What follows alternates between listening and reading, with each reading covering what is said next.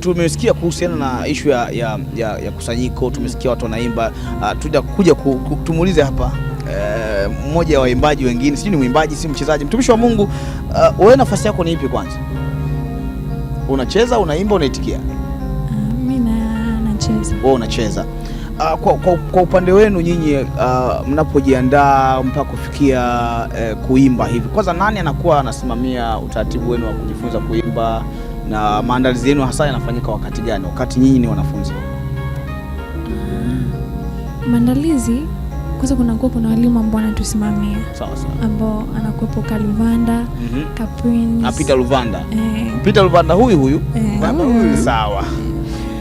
Prince anatusimamia, lakini pia ka Alpha. Kuna walimu wengine wanatoka Mwenge, ka Joakim, ka Goodluck wanatusaidia. Lakini pia hata headmaster anasimamia ili jambo bega kwa bega. Headmaster huyu. Ndio anakuwa kiongozi, na amna sema anakuwa serious kama wakati huo wa maandalizi. Kwa hiyo ikifika mwisho wa mwezi wa 7 kuna mazoezi ambao wanaanza kwanza waimbaji, step leaders na wapigaji. Ambao wapigaji na waimbaji wanaanza kwanza kuandaa nyimbo, step leaders wakiandaa steps, ambao inakuwa ni mwisho wa mwezi wa 7. Sawa. Ambao inakuwa ni Ijumaa, Jumamosi na Jumapili. Ikifika katikati ya mwezi wa 8 ndio tunaanza mazoezi ya watu wote. Ambapo step leaders wanakuwa na kazi ya kuwafundisha watu wote steps. Ambao hizo steps zinakuwa zinatungwa na walimu na step leaders. Walimu nao wanatunga step.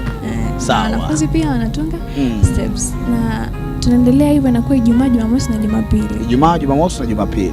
Na kabla hatujaanza mazoezi tunakuwa tunafanya ibada. Okay.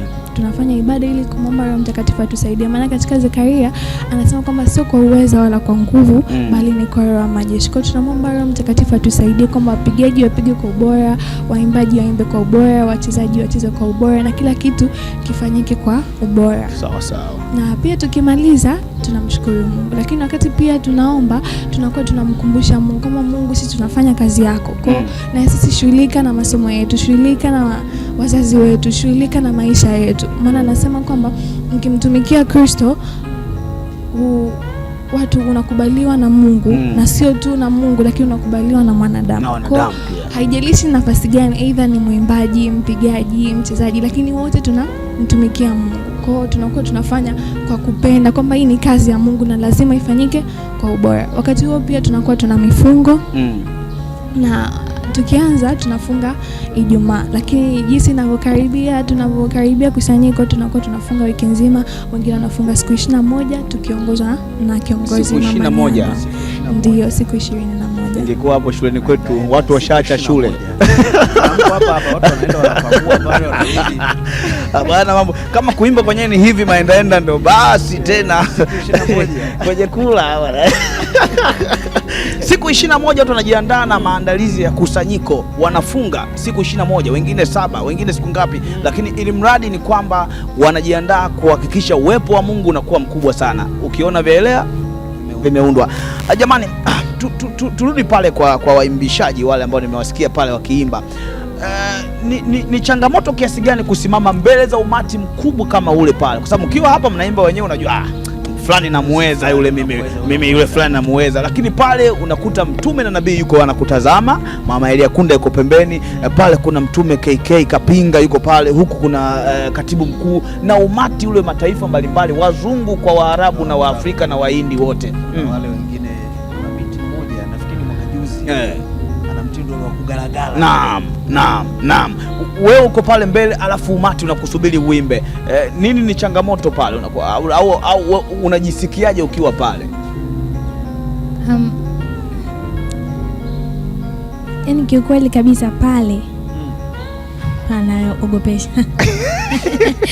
Ukizingatia sana yale macho ya watu. Ndio. Wale ni watu zaidi ya 1000 wanakuangalia wewe. So inaogopesha, lakini kwa sababu tunaye Roho Mtakatifu, Biblia inasema kwamba tunaweza mambo yote katika yeye tutie nguvu. Kwa sababu tunaye anatutia nguvu, tunasimama. And after all tuko pale kwa ajili ya wale. Tunamwakilisha Mungu kwa watu wake. So inakuwa rahisi. Kwa sababu pia amesema kwamba hajatumbia roho ya woga, lakini ametumbia roho ya nguvu.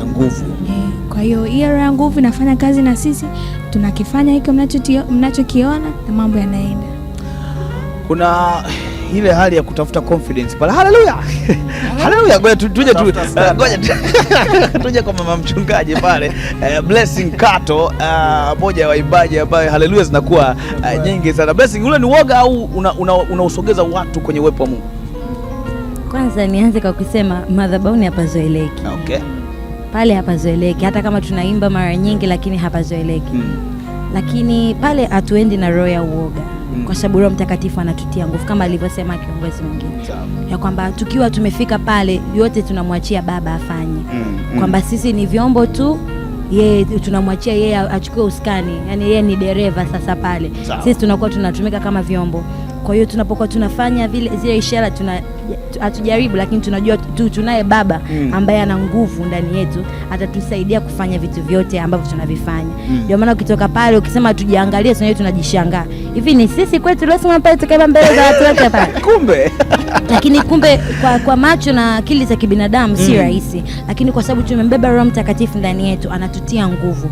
Hata kusema pale mbele sio kawaida, si rahisi, na kwa umri wetu na kwa exposure zetu sio kitu yani sio kitu kidogo, ni kitu kikubwa. Nakumbuka mara kwanza nimesimama pale mbele nikiwa form 5 kidato cha 5. Kwanza nilishangaa. Nikasema watu wote hawa. Nikasema watu wote hawa nikikosea sasa watakuwa wanani-discuss baada hapa.